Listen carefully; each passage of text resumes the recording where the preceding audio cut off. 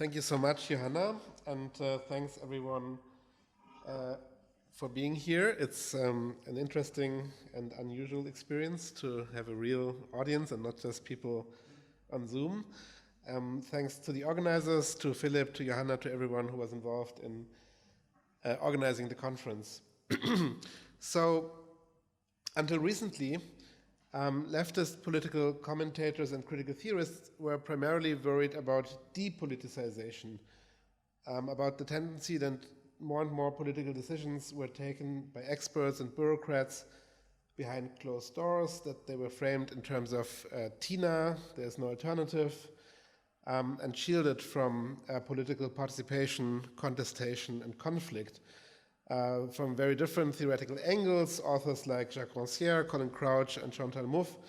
made this point again and again. They would lament the rise or return of technocratic governance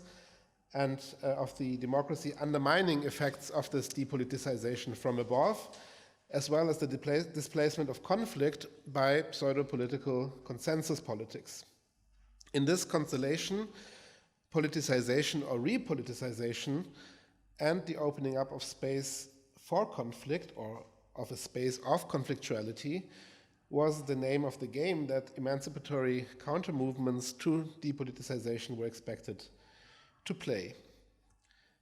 But today, of course, we find ourselves in a somewhat different political constellation, and the worry has shifted. Even former proponents of radical democracy now subscribe to the quintessentially liberal warning concerning politicization: be careful what you wish for. Instead of depoliticization, politicization or even hyper-politicization have come to be seen as the signature of our age, the age of anger, as Pankaj Mishra called it, or the populist moment, as Ivan Krastev and Chantal Mouffe call it. You all remember, of course, the images from the storming of the US Capitol at the very beginning of this year,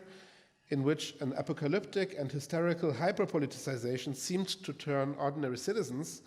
into first self-proclaimed revolutionaries and then domestic terrorists on the run from the FBI. What we seem to witness here is a massive backlash against the depoliticization from above, associated with neoliberalism and technocratic elites, a backlash that has taken the form of a completely unleashed or unhinged hyper-politicization. The mantra of taking back control, ironically displayed here on one of those trucks that now came to symbolize the loss of control in post-Brexit Britain,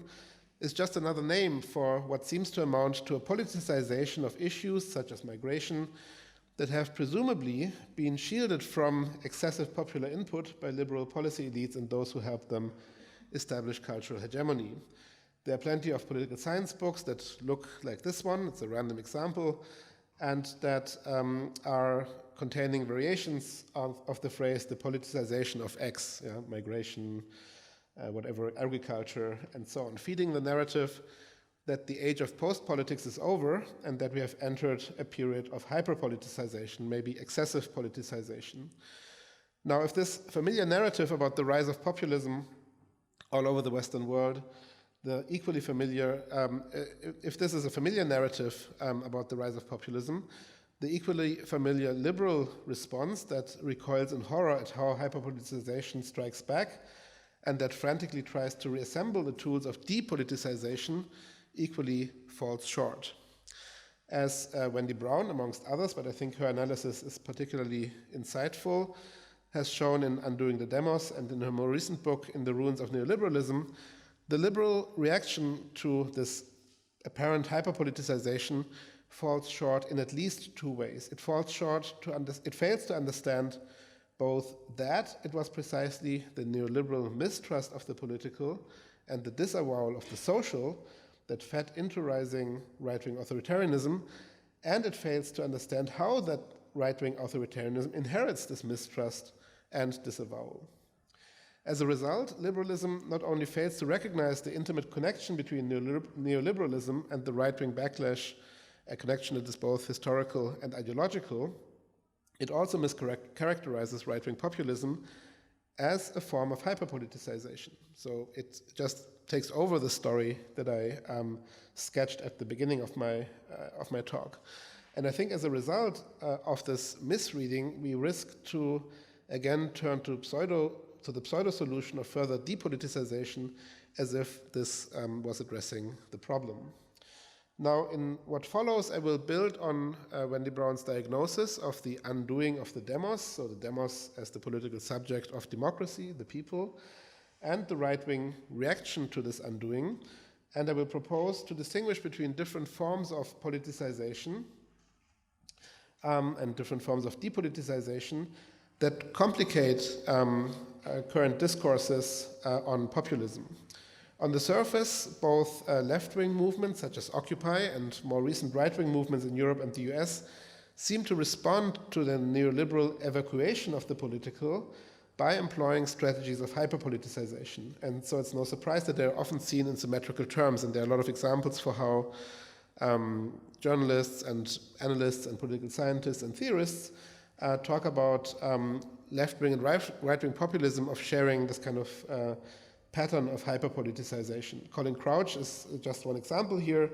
He basically says, and that's exemplary, I think, for the discourse about this, sort of both are refreshing, but we should, only have them in suitably moderated form.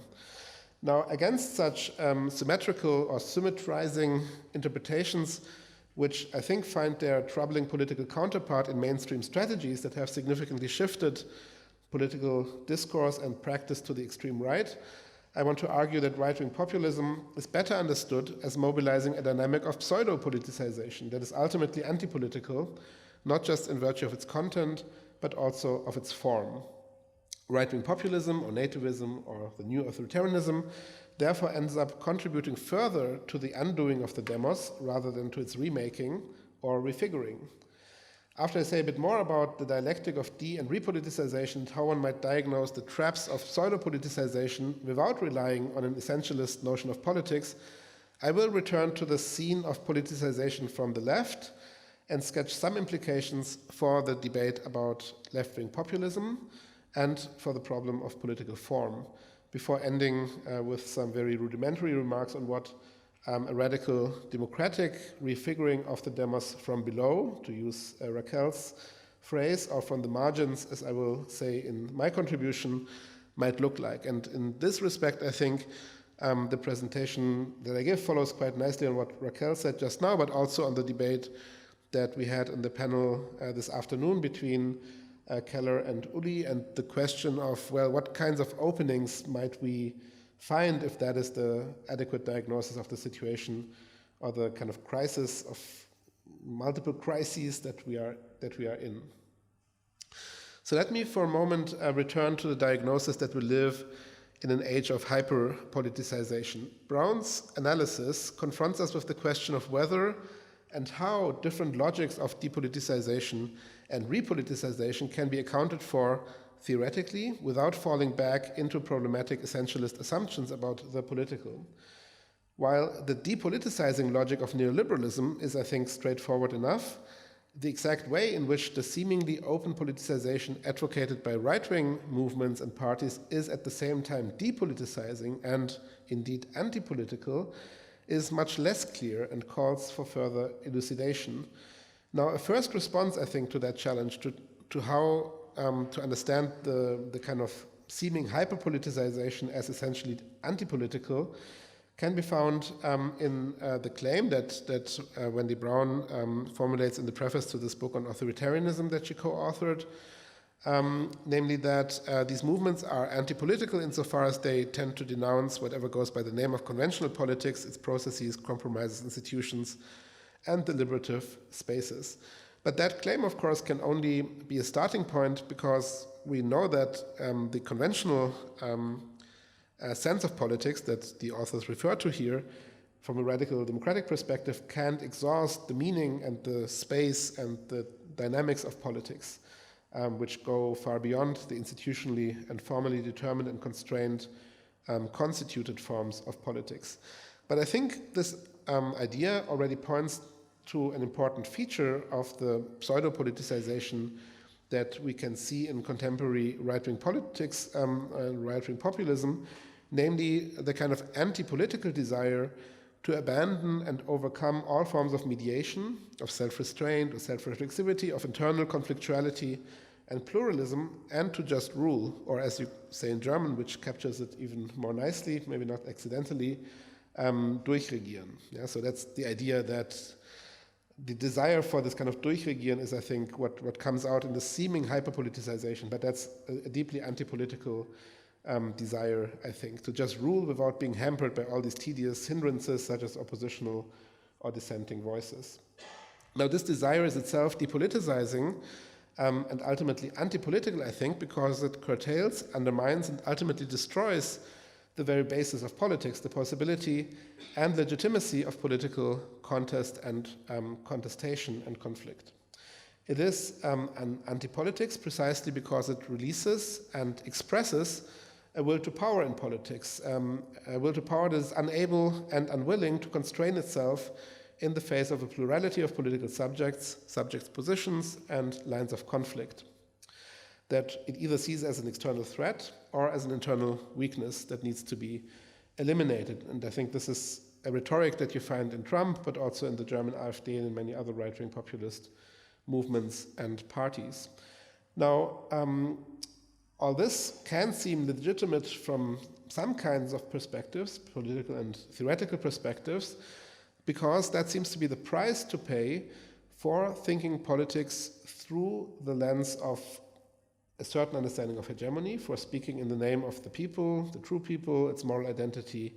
and the values it subscribes to, or to just follow the logic of the game of hegemonic claim-making. And I'll come back to that in the section on left populism. Now, you might think that claiming that apparent hyperpoliticization is anti-political and really is kind of pseudo-politicization either sort of presupposes an essentialist notion of politics that, you know, the philosopher just stipulates and then says, well, these movements are okay and the others are not okay, or it's just sort of my or our political preference that gets articulated in this theoretical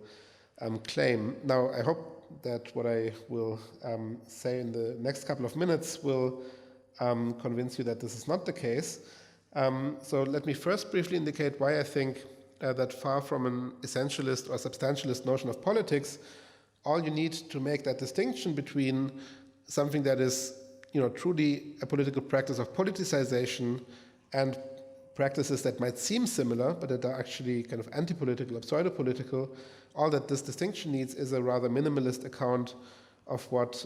the fundamentally political character of how we live together consists in. Now, this is obviously very simplistic and also telegraphic, so, you know, just bear with me. I mean, I think minimally we can say that politics does presuppose some kind of space of genuine political alternatives for its own refiguration and the refiguration of social space that it's supposed to effect. Political decisions can never simply be deduced from facts or expert opinions. If they could, there wouldn't be such a space, and that's, I think, one of the risks of some activist movements today, that they you know, still subscribe to the kind of technological fixes that Keller has been speaking about earlier today, or that they still have some hope that science will somehow, I mean, you see that especially in the climate, in some climate activism, that science will not just provide the diagnosis, but also the therapy, as it were. And I think also that is a generally anti-political desire, because generally political questions do not have one right answer that you could just determine outside of and independently from the messy political process that these movements are otherwise part of. And these questions therefore necessarily open up a space for political conflict and contestation that we have to understand in this kind of open-ended and processual way that Johanna was mentioning in her introduction. That also means, I think, and this is where we come to why politicization from the right is often what I would call pseudo-political, that any kind of presumably pre- or extra-political, cultural, historic, ethnic, etc. determination of the political community of the demos therefore stands in contradiction to this fundamental logic of politics, because it grounds whatever political practice these people or groups engage in something that is not politically negotiable. And what as a result happens is, I think, that we end up with forms of sort of phantasmatic collectives, you know, the true Germans or the true Finns or the true Americans, and various forms of pseudo-action or Ersatzhandeln and acting out, of which I think the storming of the Capitol has been an almost textbook example, instead of the generally political forms of collective agency as which these are sometimes taken, which I think is the mistake. So basically what follows from this is that I think you don't need much to make that distinction, and of course it will be contested, I guess, but we should at least, I think, be much more careful in speaking about politicization and indeed about populism as a label that supposedly captures all these dynamics of anti-elite politicization, be they from the left or from the right, as has often been done in theoretical and political debates of the last couple of years. Now, in order to see what is therefore wrong with the label of populism and why I think speaking of a left populism might be a bad or indeed an ultimately inconsistent idea, we can return to Wendy Brown's analysis of the effective basis and also dynamic of right-wing populist movements, because that analysis, I think, adds a very important layer of complexity to common invocations of anger or of a sense of abandonment and desperation in attempts to explain what has gone wrong. Think of mainstream discourses in the media, but also in academia, about Brexit and Trump voters, but also about books like Hochschild's Strangers in Their Own Land, and similar books which all seem to say, well, there's just this desperation out there, you know, and these people are really very badly off, and so it's no wonder that since no one listens to them, they just turn to, you know, Trump or Johnson or the AfD or Marine Le Pen. Especially in the discussion about the need for or the prospects of a left populism, it often seems as if the effective basis of the authoritarian right could just as well be the effective basis of a leftist emancipatory political project. And indeed, you find people who claim that, you know, in the first Trump election, if only Sanders had faced Trump and not Clinton, then all these people would have voted for Sanders instead of Trump. Or, you know, in France, if only Mélenchon would have been around earlier, he would have kept people from voting for Le Pen. And of course, in Germany, you have Sarah Wagenknecht, who makes a very similar argument. But the very idea of this kind of leftist populist trick to, you know, regain the voters who turn to the right, I think presupposes a very simplistic analysis that we could call a kind of hydraulic model that you actually do find in Chantal Mouffe's writings on the topic, where there is kind of effective pressure simmering under the surface of liberal democracies that is first ignored and then sort of exacerbated by third-way post-politics. And then the right is just quicker to kind of you know, dip into or tap into this pressure and mobilize it politically. But the left could just do the same thing, and you know, it just needs to do that, and then it can play the same kind of game successfully that the right is playing successfully now. So it could either be mobilized for a reactionary or for an emancipatory project. Now, I think in reaction to that kind of problematic or simplistic picture, it's first crucial to call attention to the different types of affect that are at play here, to their differing social and experiential basis, to their political valences and political dynamics, and also to their potential to be enlisted either in a dynamic of politicization and in generally political conflict, or to drag us back into the traps of pseudo-politicization. Again, I think with Wendy Brown, but also with Eric Fassin and others, it's important to distinguish between what one could call ressentiment or rancor or rage, or maybe even a desire for revenge experienced by the historically dominant in some parts, and their sense of what Wendy Brown calls aggrieved power in the face of lost entitlement, on the one hand, and anger and outrage at unjust and undemocratic forms of exploitation, exclusion and domination experienced by historically disadvantaged groups on the other hand. They, I think, don't follow the same logic, they don't allow for the same kind of political mobilization, and they do not have the same kind of historical or social basis. Acting out of a sense of abandonment, I think that's a good explanation, is just not the same as responding to actual abandonment. And actually that's a thought that you already find in Adorno's little text on right-wing radicalism that was republished last year, I think, or the year before that, and became a kind of little bestseller. But I don't think that this lesson from Adorno's text has been appreciated, because Adorno already points out that very often, and this is a text from the 60s about the rising right-wing radicalism of that time, very often what primarily fuels these right-wing movements is not actual abandonment, but a kind of anticipated, imagined, phantasmatic fear of abandonment, a fear of a loss of privileges one has come to see as natural, of one's place at the center of the world, if you wish, that resists the kind of decentering and experiences it as unjust that would naturally come with the kind of decentering that the political world has gone through over the last couple of decades. And Adorno has another lesson, I think, in this text, which is important, namely that, let's say, right-wing or authoritarian populism has a different structure than what is sometimes called left-wing populism, because it's essential for right-wing authoritarianism or populism, or what Adorno analyzed in his day as right-wing extremism, that it functions in a triadic way. So not just the people against the elite, that's usually what the populist logic is supposed to consist in, but that's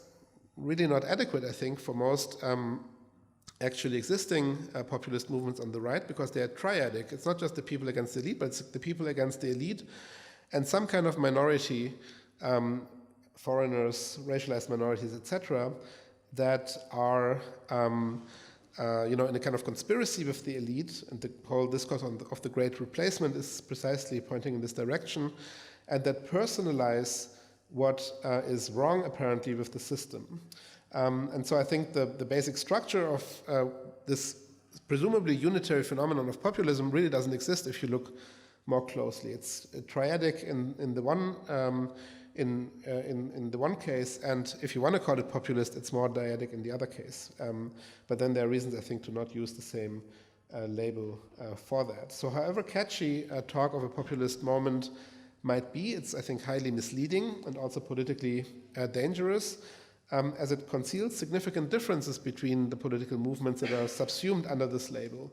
They neither react to the same kind of problem or constellation,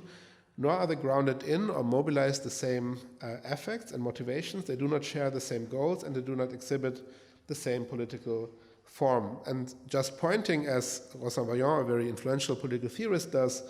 to the kind of mistrust against institutions or desire for presentism or participation as something that is shared across the political spectrum is, I think, neither empirically nor theoretically and also not politically very helpful. So I think one has to not just focus on the substantial differences in the goals or aims that the different movements that are called populist focus on, but also one has to also look at the differences in what I call here political form, differences that manifest on a variety of levels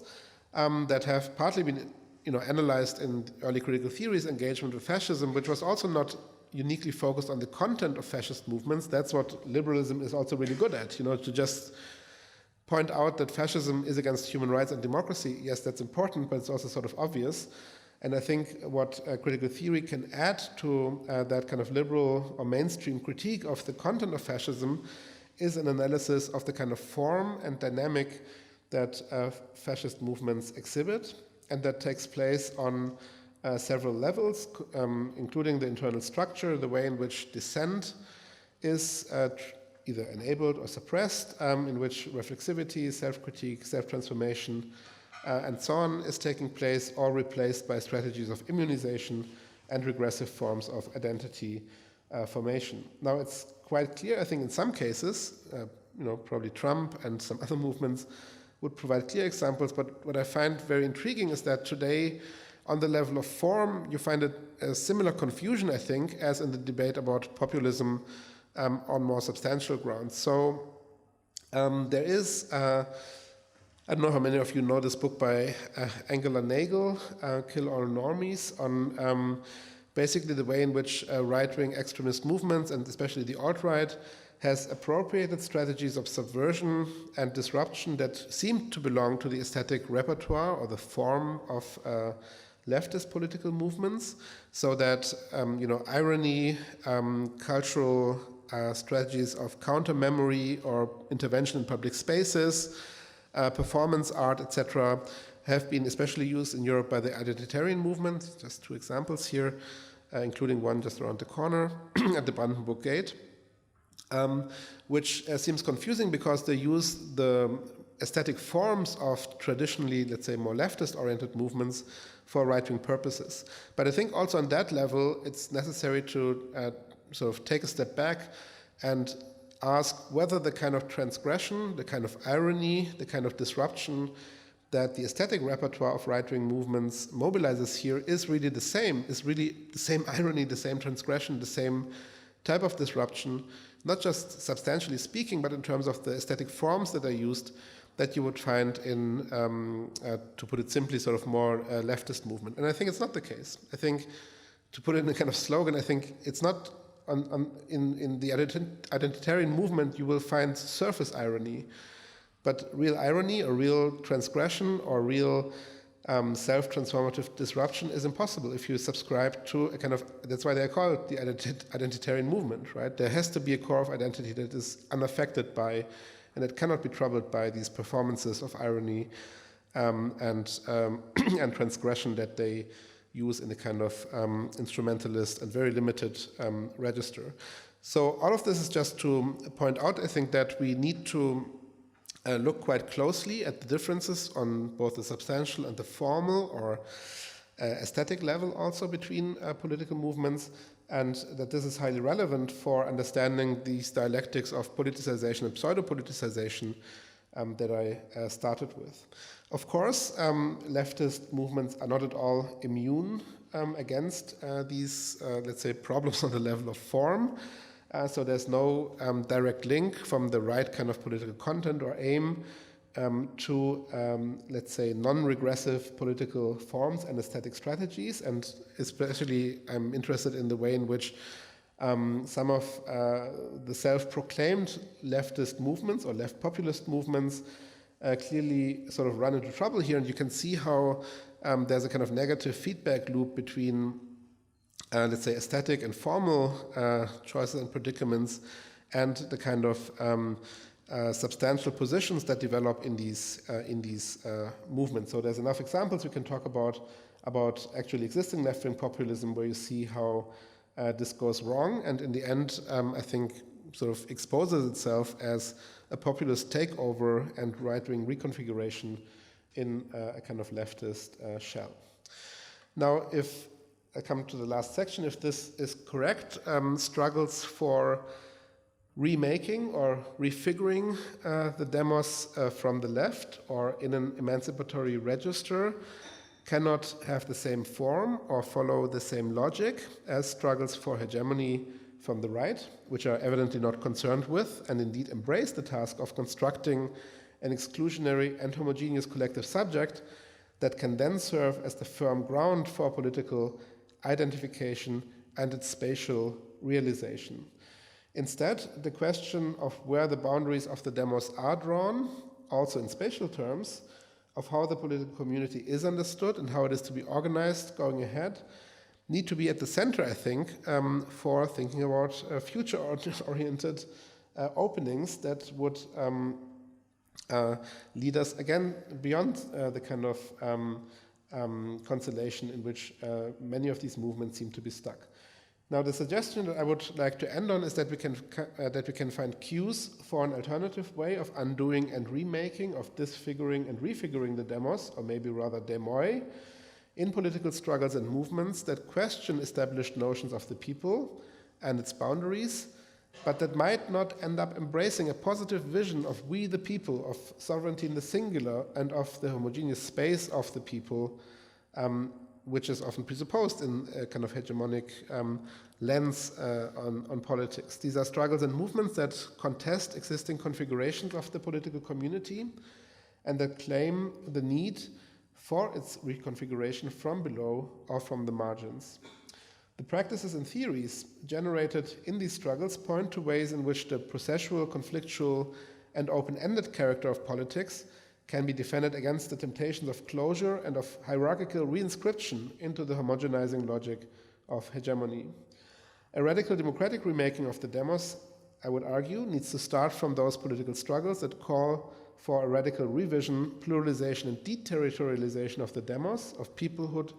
and of its internal and external borders. Now, in the contemporary constellation, these are, I think, primarily migrant and indigenous struggles and movements, as they explicitly, deeply unsettle the existing terms of the struggle for hegemony, rather than making a move within its narrowly nationalist, populist confines.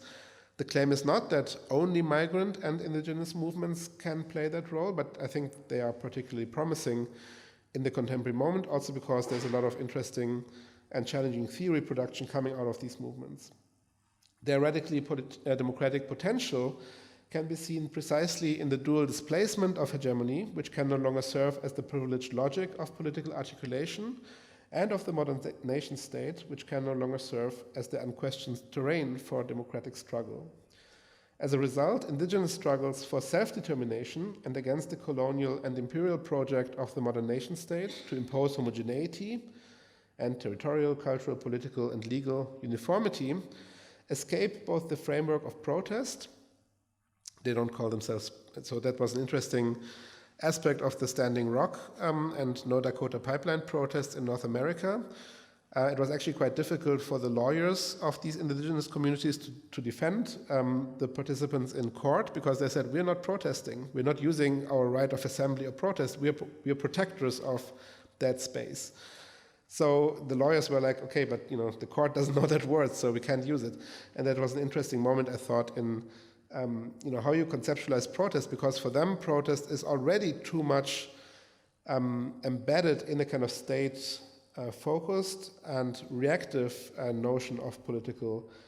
practice. So I think that's a political and a theoretical challenge of how to think about such movements.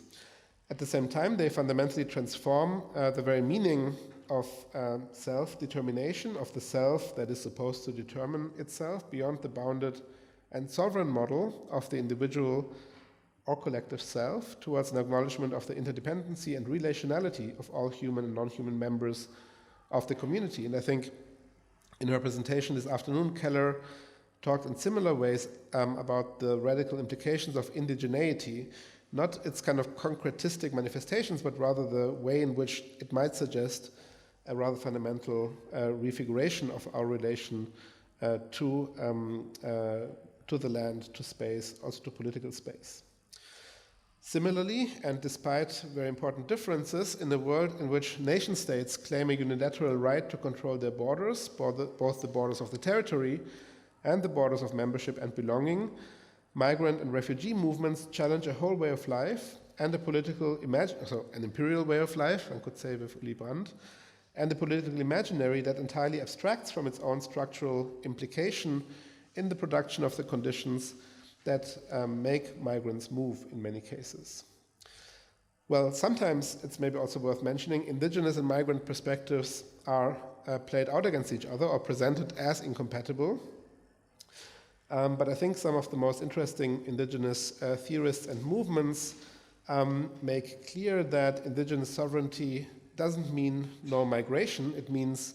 no borders. And it's not directed against migration, but against what they see as the legacy of settler colonialism, which includes the unilateral regulation of migration. Of course, these struggles are also struggles for and over politicization and the boundaries of the political, but they are misidentified both in their content and in their form when they are interpreted as contestatory responses to the question of who the people really is. The we in these slogans that you see here of migrant activists, so the we in we didn't cross the border crossed us, or we are here because you are or you were there, is not and does not necessarily aspire to be the same as the we in we the people. So not all political struggles of our age can equally well or at all be articulated in the language of popular sovereignty and of the people in the singular. Such nationalist populist articulations would also miss, I think, the prefigurative potential that resides in the ways in which these struggles challenge and transcend the dominant logic of the nation state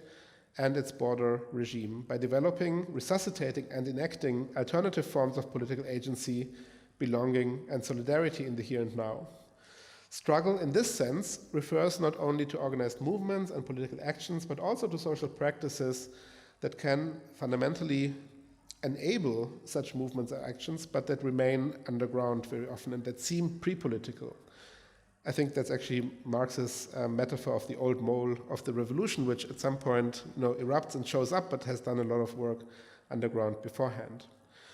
Now, to just end, the point is not to find a new vanguard in indigenous and migrant struggles onto which sort of frustrated revolutionary hopes can be projected, but to see the collective enactment of denied freedoms, the temporary realization of utopian possibilities in the here and now, and the practical decentering of the state and of its spatial regime for what they are, openings of political space and of conflictual reconfigurations of that space that do reveal, I think, a revolutionary potential. Radical democracy in a non-hegemonic key would thus start from the margins of the demos, from the refugees, the migrants, the exiles, those who come after them, from the discounted, the ineligible, the stateless, the occupied, and the disenfranchised, confounding the distinction between inside and outside, and questioning established notions of the people and its boundaries, opening up futures of democracy that go beyond statist imaginaries and regressive nationalist populist tendencies, and thus qualify as futures at all. Thanks for your attention. I'm looking forward to the discussion.